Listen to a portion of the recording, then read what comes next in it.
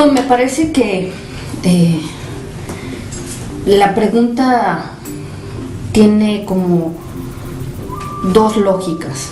La primera es que de lo que hemos venido hablando tiene que ver con las leyes, con los derechos jurídicos y cómo a partir de esto se garantiza y se reconoce los derechos humanos de todas las personas y por supuesto de estas familias. Una de las aportaciones que hace la Suprema Corte de Justicia para la resolución 2/2010 que tiene que ver con matrimonio es justamente que no puede seguirse hablando de familia, sino que tiene que hablarse de familias, reconociendo para todas estas los mismos derechos y las mismas libertades. Entonces, la pregunta, ¿no? ¿Por qué la ciudadanía se pregunta si están listos? ¿Quién tendría que estar listo, no? En realidad los derechos humanos no se sujetan a un cuestionamiento ni a un referéndum público, ¿no? No son como una moneda o como un artículo de cambio, ¿no? Que se le dé al mejor postor. Los derechos humanos tienen que garantizarse ya, porque es justamente el espíritu de la reforma constitucional que entró en vigor en 2011, con la cual se garantiza los derechos humanos y el principio de igualdad y de no discriminación. Esto es, todos los derechos para todas las personas en cualquier circunstancia. Entonces, la realidad es que las familias de lesbianas y de homosexuales y de personas transexuales y bisexuales han existido históricamente.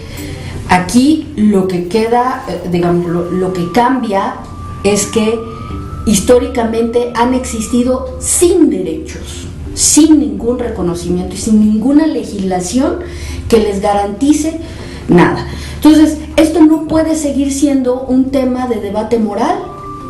No es un dogma de fe, no es algo en lo que alguien tenga que creer. Yo creo que tus derechos deberían estar garantizados, ¿no? Es un hecho constitucional y como tal, las leyes tienen que adecuarse para hacer estas modificaciones, no solamente en este islote de libertades, que es el DF, sino en toda la República Mexicana. Yo solamente quisiera compartirles muy rápidamente de qué estamos hablando. Hace un mes aproximadamente, una pareja en Coahuila me contactó, Juani y Valeria. Ellas tenían 14 años juntas, hacía 4 años habían decidido ser mamás. Valeria fue la que gestó al bebé.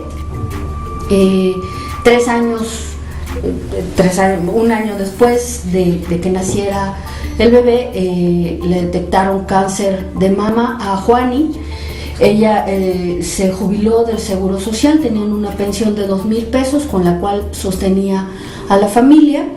El bebé solamente pudo ser registrado como hijo de Valeria, como hijo de madre soltera, y finalmente Juani falleció sin que tuviera el reconocimiento amplio de su familia para poder garantizarle el derecho a una pensión de viudez.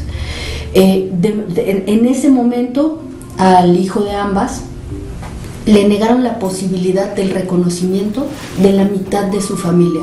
Jurídicamente, él jamás va a poder contar con ningún reconocimiento de la familia de Juani, ¿no? Y por supuesto tampoco de su mamá.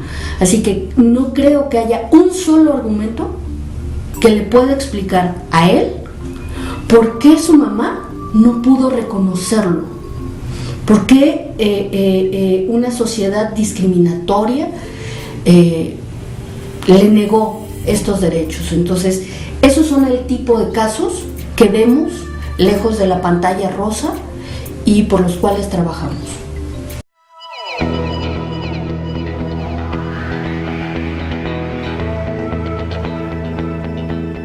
El reconocimiento de las familias homoparentales en el Distrito Federal y en general en la República y en realidad en toda la región no tiene que ver con que si existen o no, sino con que si se aceptan o no, si la sociedad, si incluso los vecinos pueden o no darse la oportunidad de convivir con familias homoparentales. No es novedad, como decía LOL, no es nuevo que existan familias conformadas por 2 mujeres, por 2 hombres, por 2 hombres y el hermano de no sé quién.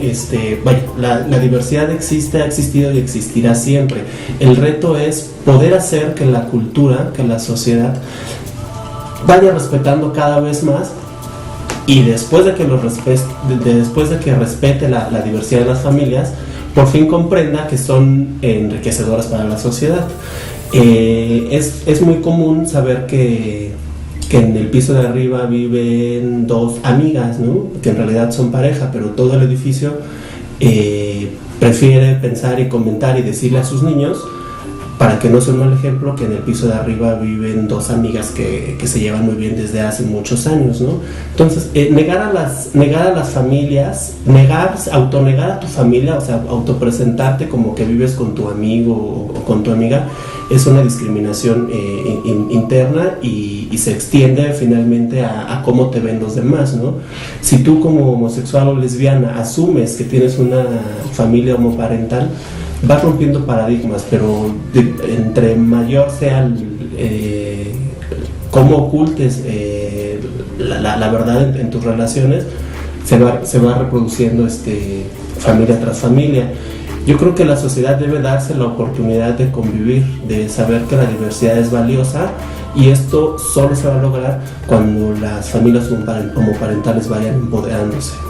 En todas las familias hay fiestas, en todas las familias hay cumpleaños, en todas las familias hay relaciones sexuales, y si estas relaciones o estas fiestas o estas reuniones son entre 2 hombres, entre 2 mujeres o entre un hombre y otra mujer, no significa absolutamente nada. De ahí es que debe partir el respeto, para que poco a poco se vayan reconociendo, porque la ley no va a decir ni va a hacer que se garanticen los derechos, lo van a hacer las propias familias.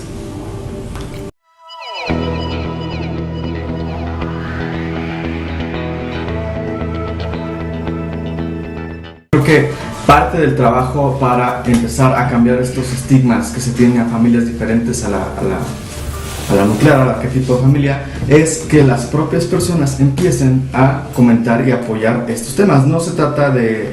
No todo lo tiene que ser el gobierno, no tiene que ser campañas, o sea, uno con el simple hecho, como dice, de salir y decir, mi familia somos yo y mi esposo, ya, con eso la gente se empieza a preguntar. Es lo que yo les digo, la importancia de que las personas digan qué es que 2 hombres estén viviendo, quiénes son. Yo los conozco, entonces no tiene nada de malo, y entonces uno empieza a romper todos esos estereotipos. Como dicen, las familias han existido así desde hace mucho tiempo. Yo no creo que los ciudadanos estén preguntando si estamos listos para aceptarlas, más bien creo que los ciudadanos en general están empezando a ver que la familia no es nada más. La familia también tiene estereotipo, ¿no? Y no nada más existe este estereotipo de familia que conocemos de papá, mamá, hijo, hija, sino que está también, no nada más la familia homoparental, más bien no la familia de padres homosexuales, sino la mamá soltera, el papá soltero, los hermanos o el hermano que cuida al sobrino por algún accidente, cosas por el estilo. Entonces, mientras más las personas empiecen a ver cambios, es que empiezan a informarse y no tanto a aceptar o no aceptarlo, decirse si están dispuestos a aceptar a las familias.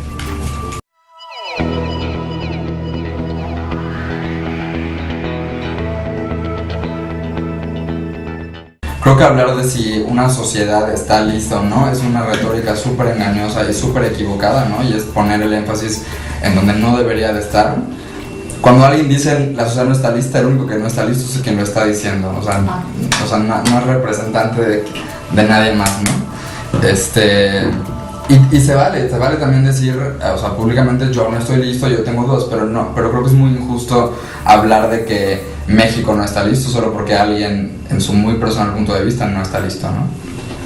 También creo que tiene que ver con, como ya han dicho, un asunto de las propias familias o de las propias parejas gays, ¿no? O sea, cuando vas a una cena de Navidad o vas a una boda familiar o vas a un evento de tu oficina y no llevas a tu pareja o la llevas y la presentas como algo que no es, pues estás contribuyendo a esa discriminación y a esa falta de visibilidad que se merecen esa pareja y que se merecen estas familias, ¿no?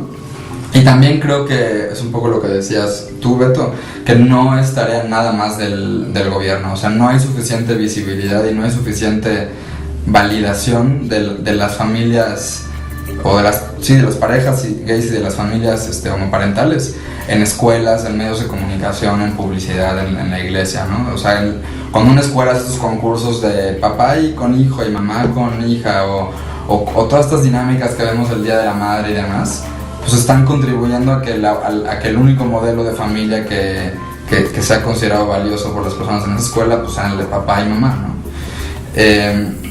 Un amigo que está casado con su esposo y tienen una hija y están por tener a su segunda, siempre dice que él no quiere que en fechas como el Día de la Madre su hija sienta que ella vive en un hogar o en una familia que está incompleta o a la que le falta algo, ¿no? Porque tiene 2 papás pero no tiene una mamá, sino que pues vive nada más en otro tipo de familia, y por eso él pues también se ha acercado a la escuela a decir, a ver, o sea, yo quiero como participar y como involucrarme muy activamente en eventos y en actividades como esa para asegurarme de que familias como la mía no queden fuera, ¿no? Pero insisto, o sea, no sé cuántas familias homoparentales vemos en telenovelas o en televisión, o sea, no hay suficientes. Incluso cuando se habla de violencia en pareja o violencia en familia, no se habla de la violencia en parejas del mismo sexo, que es un poco la campaña que ustedes han estado promoviendo, ¿no? O hace unos días estuve en una boda donde la mamá de la novia se murió hace mucho tiempo, entonces no había mamá, ¿no?, de la novia en la misa. Y el sacerdote empezó a decir, bueno, pues que si no hay mamá, que pase alguna tía, que pase no sé quién, y decíamos, o sea, quiere que pase alguien con vagina a acompañar a la niña, ¿no? O sea, hay una obsesión con estas cuotas de género y número en las familias, y eso es lo que hay que dejar de hacer.